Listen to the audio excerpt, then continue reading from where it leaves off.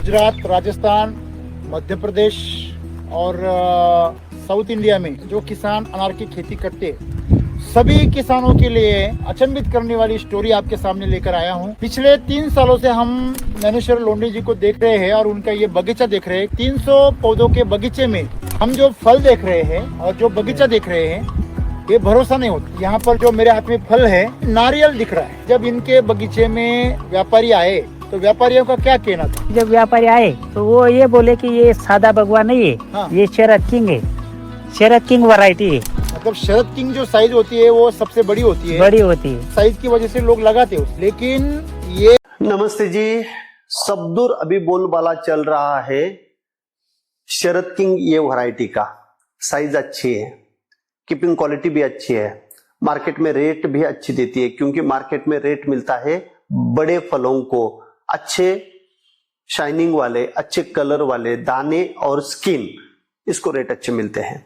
और शरद किंग अच्छी वैरायटी है क्योंकि ये भगवा का सिलेक्शन है, ये कोई साइंटिस्ट ने बनाई हुई वैरायटी नहीं है, किसान ने सिलेक्शन करके ये वैरायटी बनाई हुई है।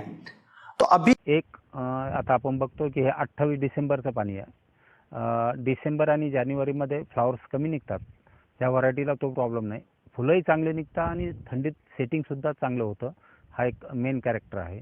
इव्हन फ्रूट साईज सारख्या आकाराची एक समान फळं हे व्हरायटीचं मेन कॅरेक्टर आहे। आपण बघू शकता की 80% फळं एकाच आकाराची आहेत, आकर्षक रंग आहे, भगव्यापेक्षा साल जाड आहे, भगव्यापेक्षा दाना ला रंग चांगला आहे, ज्यूसचा रंग चांगला आहे, जे सॉफ्टपणा आहे दाण्यामध्ये आणि कीपिंग क्वालिटी भगव्यापेक्षा पण चांगली आहे।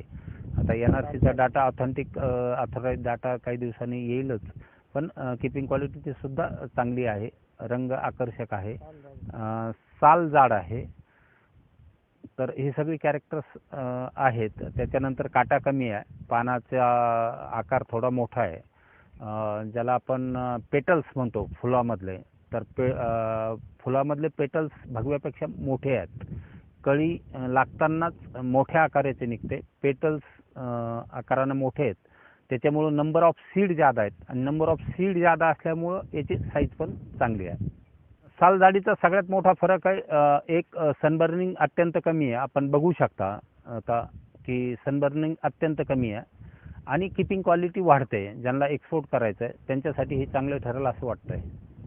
एका ठिकाणी जरी तुम्हाला जादा फ्रूट सेट झाले तरी सुद्धा त्या फळामध्ये फार व्हेरिएशन येतच नाही, म्हणजे सगळी फळं तुम्हाला सारख्या आकाराचे दिसतात हार्वेस्टिंग झाल्यानंतर सुद्धा। भगव्यामध्ये फ्रूट व्हेरिएशन खूप येतं, भगव्यामध्ये 600 ग्रामची सुद्धा फळं झाडावर असतात, पण ती अगदी झाडावर 8-10, 10-12, म्हणजे नंबर 1चा माल भगव्यामध्ये 15% सुद्धा मिळत नाही, इथं नंबर 1चा माल तुम्हाला 80% मिळतो, हा मेन फरक आहे। आणि डाळिंबामध्ये काय आहे की डाळिंबामधला सगळ्यात जास्त जे पैसे होतात ते 250 ग्रॅमच्या वरच्या फळाचे होतात आणि याच्यात तुम्हाला फळं अगदी शेंड्याला जरी लागली, आता आपण हे बघू शकता अगदी शेंड्याचं फळ आहे पण तरी सुद्धा 300 ग्रॅमच्या आकाराच्या वरचं फळ आहे, तर फळं कुठेही लागली तरी 250 पेक्षा मोठी होतात, त्याच्यामुळे पैसे जादा होतात।